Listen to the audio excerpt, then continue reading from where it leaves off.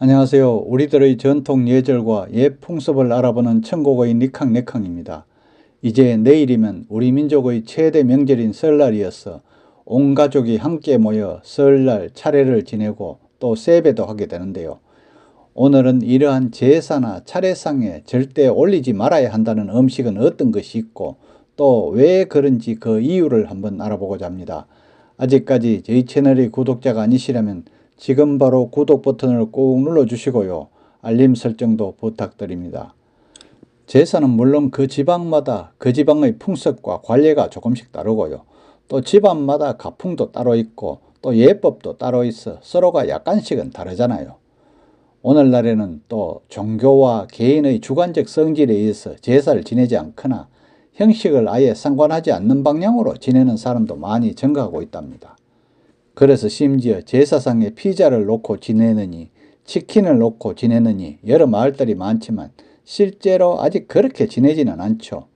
나름대로 그동안의 전통 예법을 지키면서 제사를 지내는 사람이 대부분이랍니다. 그래서 오늘은 예전부터 제사상에 올리지 말아야 하는 음식이 있다는데 제사상에 올리면 안 되는 음식과 그 이유를 한번 알아볼까 합니다. 첫 번째로 복숭아입니다. 복숭아는 예로부터 귀신을 쫓아내는 과일로 알려져 있죠.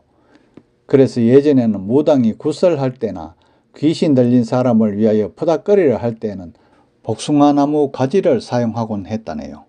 봄이 왔을 때 식물 중에서 복숭아 나무가 가장 먼저 양기를 최대치로 머금고 가지를 뻗어내기 때문에 방위의 네 방향 중에 동쪽으로 뻗은 복숭아 가지만을 사용했다고 한대요. 동쪽으로 뻗은 가지를 쓰는 이유는 태양은 동쪽에서 들기 때문에 가장 먼저 태양이 품고 있는 양기를 흡수하여 간직하기 때문이랍니다. 그래서 음의 기운인 귀신의 접근을 막는 상극의 관계가 되기 때문에 복숭아가 제사상에 올려지면 조상의 혼이 올 수가 없으므로 복숭아를 사용하면 안 된다고 했답니다.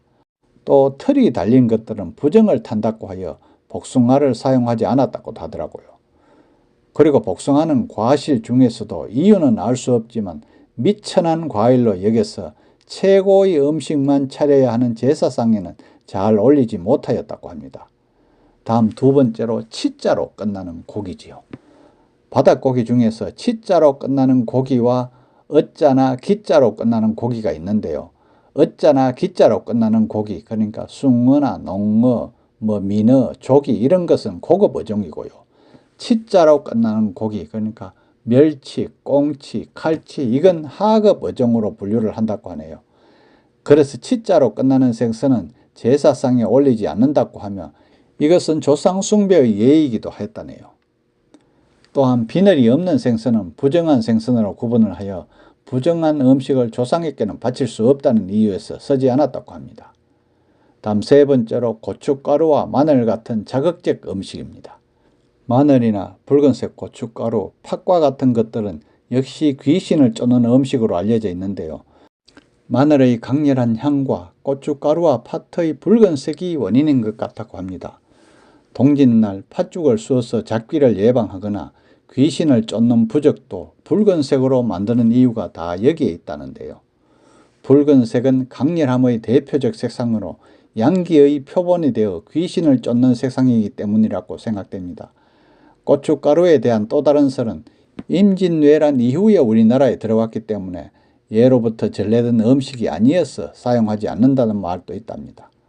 또 제사 음식에는 대파나 쪽파, 부추, 달래, 미나리, 마늘종, 후추 등 강하고 자극적인 것 역시 마늘과 같은 이유로 쓰지 않았다고 합니다. 다음 네 번째 음식의 머리카락입니다.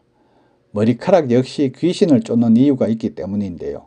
이는 머리카락을 태우면 나는 냄새가 귀신을 쫓는 역할을 한다는 속설이 있기 때문이랍니다. 이러한 것들은 과연 과학적 근거가 있는 것일까요? 그렇지는 않다고 볼 수 있겠죠. 그러나 제사를 과학적 근거로 지내는 건 아니잖아요. 이런 모든 것들은 유교와 지역적 특성 그리고 생활 환경을 고려한 것으로 보이고요. 굳이 이런저런 것을 따져 제사를 모시게 되면 요즘 며느리들이 엄청 스트레스를 받아 조상을 모심이 오히려 짐이 될 수도 있기 때문이겠죠. 그래서 지난해 9월 5일 성균관 의례정립위원회에서 전통 문화인 차례상에 대해 간소화 방안을 내놓았는데요. 그때 주요 내용은 음식은 최대 9가지만 준비해라. 또 조율 이신이 홍동백선이 하는 것은 근거 없는 이야기라는 등의 새로운 방안을 발표했는데요. 앞에서 언급한 제사상에 올리지 말아야 될 음식 역시 그 시대의 영향이거나 속설에 따른 잔류물로 생각할 수는 있지만 우리 조상들이 여겨온 전통이니만큼 계승한다고 해서 또 나쁜 것은 없겠죠. 그래서 제사는 예로부터 가가예문이라고 하였고요. 또한 타인지제 완리와시라고 하여 남의 제사의 이치를 따지거나 시비를 붙이는 것은 금기시해왔다고 합니다. 제사는 정성이 그만큼 중요하므로 비록 여러 가지 음식을 준비하지 못하더라도 조상을 모시는 마음만 있어도 제사를 지내는 것이 좋겠죠.